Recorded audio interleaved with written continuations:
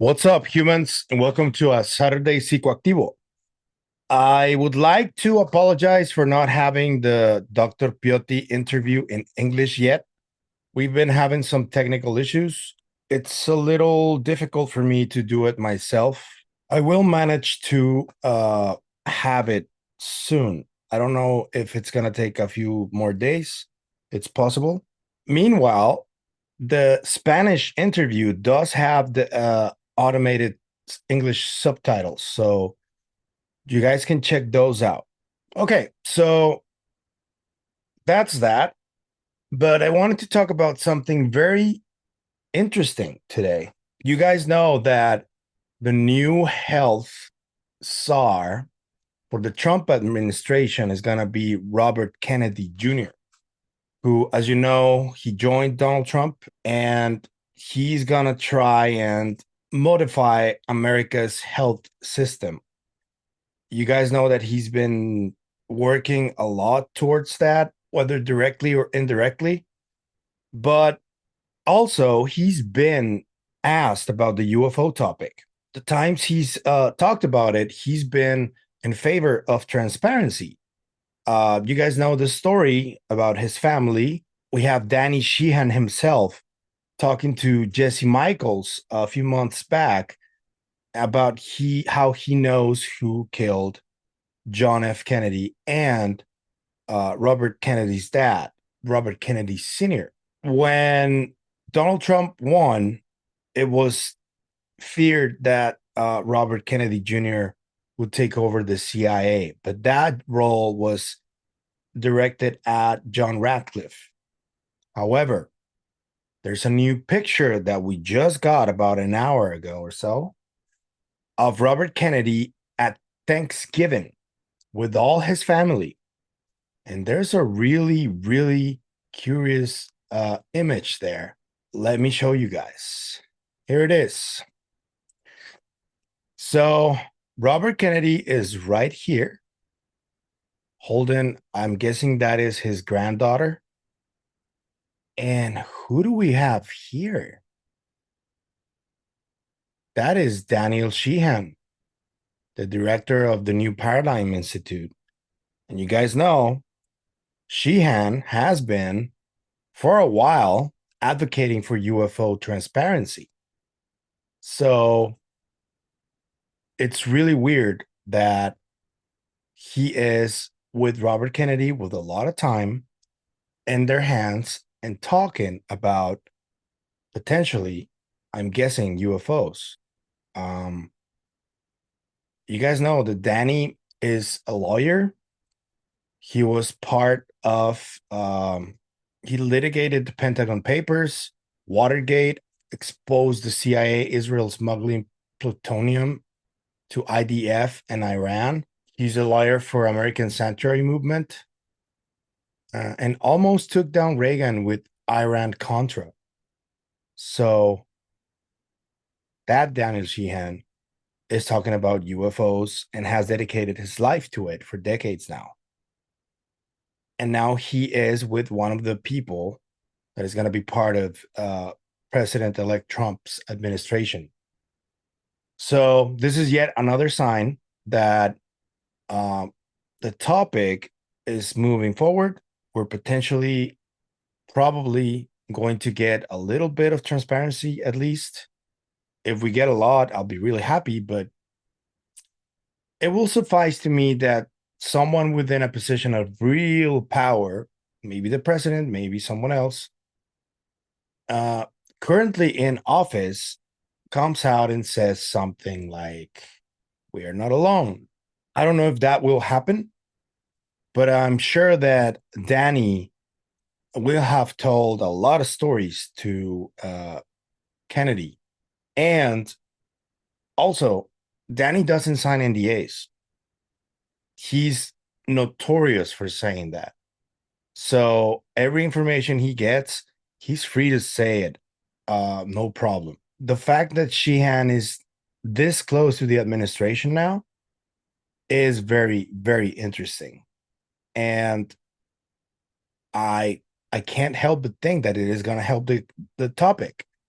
I hope so. Do that, but I also was given, as I said, access to the classified portions of Project Blue Book, where I actually got to go into a room with all the files, and I actually got to take these little microfiche out of these little cartons that they had of all their different documents and things, and I put them in one of these microfiche machines, and I saw these photographs of an actual UFO that was actually crashed. It had hit into this field that was covered with snow. You could see that it dug this little trench all the way through the thing. It was stuck in the side of this bank with snow on it, and it was sticking up at like a 45-degree angle. And there's all kinds of U.S. Air Force people around in the photographs, taking pictures of them, and one guy with a movie camera with the two little round canisters on top of it, taking pictures of this thing.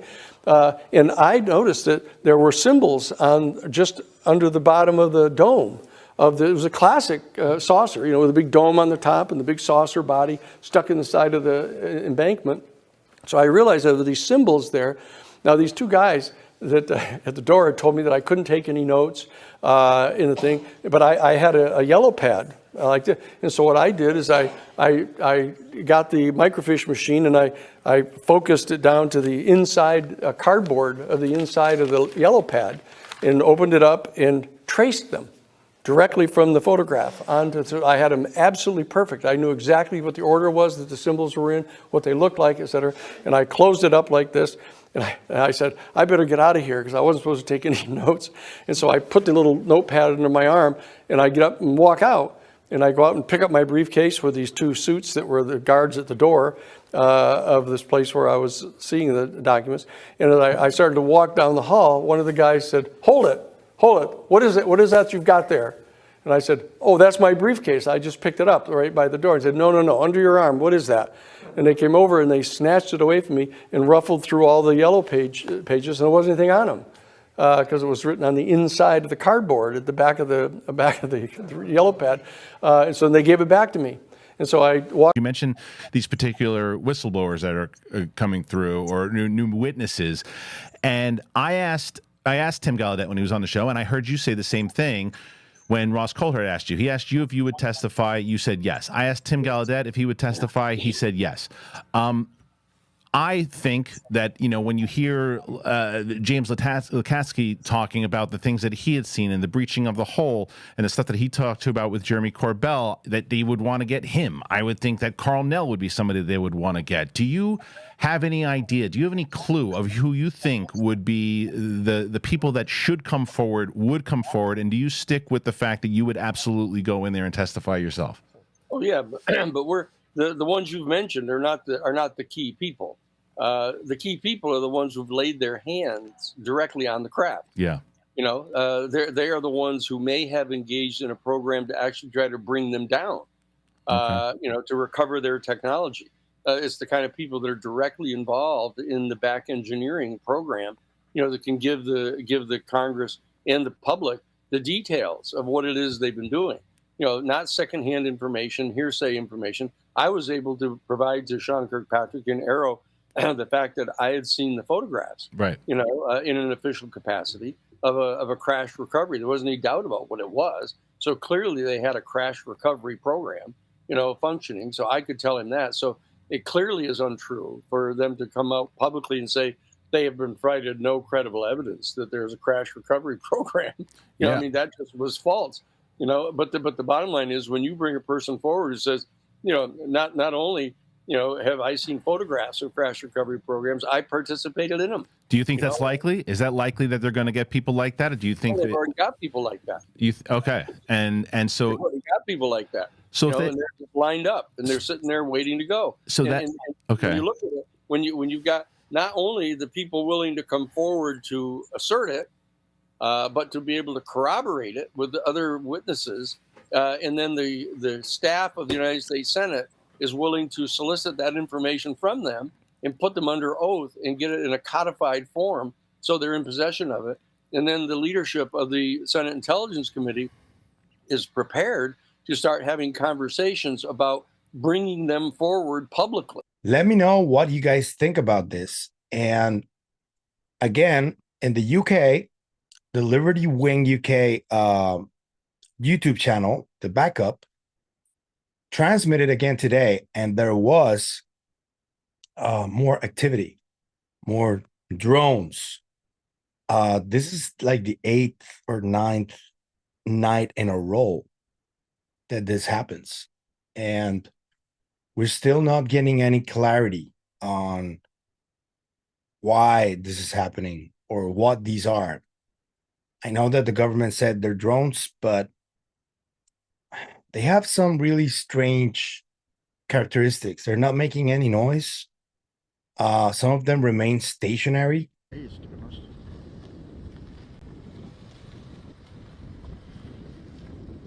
I'm sure Graham will confirm that's not normally there. That's not a. That I don't believe that's a light on the base. That's something. There's another one now as well.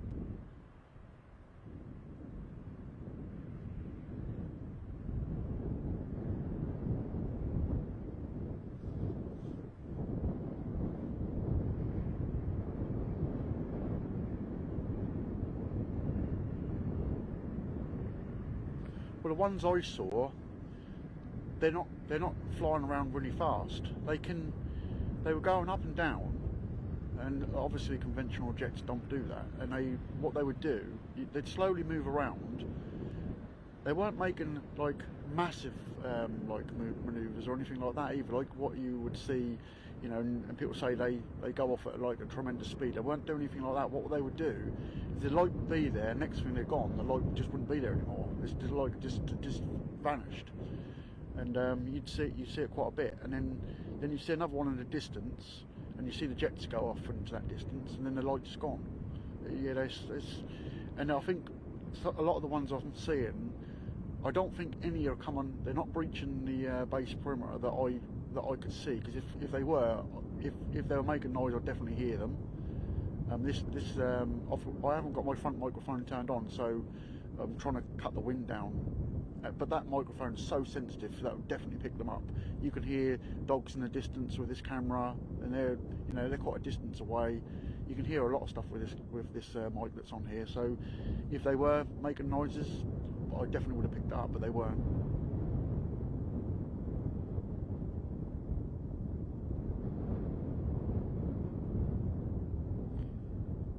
Yeah, I'd heard that they've got the anti-drone kit here already, so perhaps that's why we're not seeing so much. But yeah, I've heard that.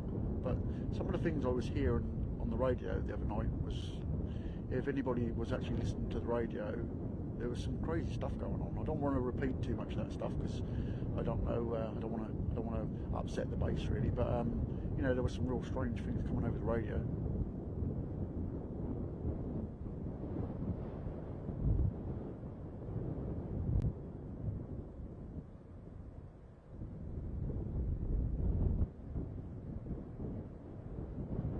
I think you should go and have a look around, to be honest with you, because I've never seen that before. That light I've never seen it here before. So yes, it might be worth you go and have a look and see what it is. Take some pictures if you can, and I'll post them.